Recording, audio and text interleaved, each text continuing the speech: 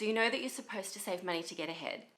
But how much are you supposed to save each month? Is it 10%, 20%? Is there a set magic number? And how on earth are you going to get motivated to save when you've got so many other things going on in your life? And saving takes so long. How are you going to save so much faster? That's what we'll be answering in this video. So I'm going to start with how much money you should be saving. Then we'll go into how you can get motivated to save more and to save as fast as possible. Okay, so first, I kind of have a problem where you're supposed to save a percentage of your income. Look, I get it, saving is tricky. It's supposed to be simple. You're just supposed to put money into a high interest savings account and it's supposed to accumulate. But that's also kind of vague. It's not specific enough or action oriented enough. Sometimes the only thing we're told is to save for your future or save for your retirement or save for a rainy day. But what does that even mean? I think this lack of specifics comes really confusing. It's not helped that every financial expert, writer, YouTuber has an opinion on how to save. And yes, I've been guilty of this too. In my earlier books, I used to say, save 10% of your income. But I've learned a lot over the years. And what I've learned is that there is not a magic percentage that fits all people. I know you've heard 10% or 20% or whatever number, and it sounds reasonable, right? That you should save a percentage of your income no matter what that income is. As someone in the personal finance industry, it's a kind of easy, kind of cop-out answer to give. But the problem with percentages and one-size-fits-all answers is that it kind of excludes a lot of people. While it might take into account income, it doesn't take into account circumstances, people's lives, where they live, who they're providing for. So 10% for someone who's the sole provider of the family, it could be quite a struggle to get to that, whereas someone who lives at home and doesn't pay rent or lives in a cheaper part of the country, they're gonna have all this money left over. So a blanket percentage just kind of doesn't really work. So what's the right amount to save? So first of all, I want you to know there's no correct number. I don't want you to think that you're doing it wrong because you're not saving 10% or 20% or whatever of your income. Saving money should empower you financially, not make you think that you're doing it the wrong way. So how much money should you be saving each month? The amount that you can save comes down to your specific situation. And really the only true way of figuring that out is by tracking your income and your expenses. Knowledge is power. You need to know how much money you've got coming in and how much is going out so you know how much that you personally can save. And yes, you should have some discretionary spending, and yes, if you've got debts, that should come first. But if that's all done, now I'm going to share with you the secret to really saving a lot of money. The secret to saving money fast and making it a priority. Now, the reason I think people don't put as much importance on saving as they should is because it's kind of boring. And putting saving away just for the sake of saving, it's just not enough motivation. So the secret is you should always be saving for something that excites you. Have you ever noticed that when you're saving for something specific, say a wedding or a holiday, that all of a sudden you get excited to save? You want that thing at the end, and so you're so motivated to keep putting money away. You want to get there as fast as possible. You want it so badly that you start cutting out spending on the things in your regular life just so you can get to this thing quicker and faster.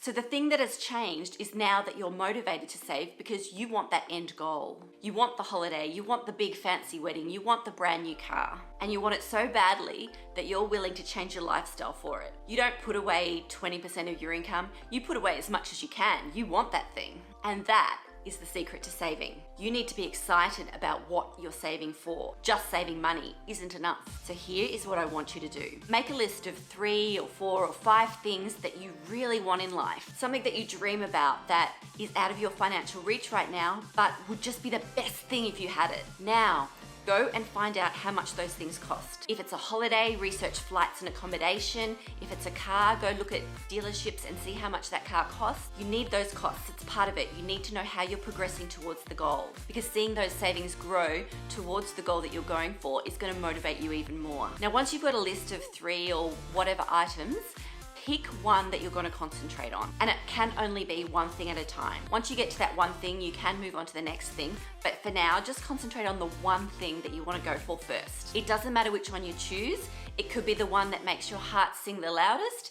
It could be the one that's the lowest in cost that you can get to quicker. It actually doesn't matter which one you choose. Just choose one that you get excited about. You know the one right now. It's the one that's getting you excited already. Now that you're thinking about that thing, Those small purchases just don't seem as important anymore, do they?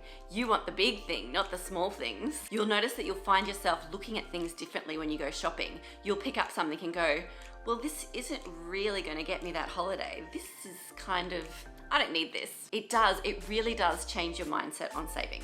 If you wanna know what my personal things that I save for are, number one, I save for a family holiday each year because going on a holiday and sharing those experiences with my family, well, it just makes me happy. And the second thing I save for is, well, I save up for more shares, which I know you're probably thinking is kind of weird, but it also makes me happy. Owning stocks gives me a sense of financial security, and that security just makes me feel a lot calmer and obviously happier. So your list is gonna be different to mine. Your list is gonna be probably different to everyone, and that's perfect because your list is about what you want. Your list should be about saving for things that bring you joy, and saving for things that bring you joy is gonna make saving so much easier and so much faster. So forget about percentages. What you need to concentrate on is the end goal, the thing that you want. That is what is gonna change your saving. So here's the action steps. Track your income and expenses so you know what you're working with. So make a list of everything you want in the future and how much those things cost. Choose one of those things to go for, really go for. Make it your mission to get that thing. From now, you'll notice that your spending habits will start to change because you want that big thing and you're likely to start cutting back on smaller things. When you reach that big thing, when you save for it and you actually achieve it, celebrate it, enjoy it. Know that you did it, you earned it. Take some time to enjoy that thing on the holiday or the car or whatever. Just revel in knowing that you made it and you saved for it. And then move on to the next thing on your list. The next thing that is gonna make your life amazing. Let me know in the comments, what's that thing that you're gonna save for? What's that thing that makes your heart sing that you're willing to give up small things for to get that big thing? You will notice that your savings go so much faster, so much easier, and you will get those things that you want in life. I'll see you again in the next video. Mwah! Take care and have a rich life. See ya.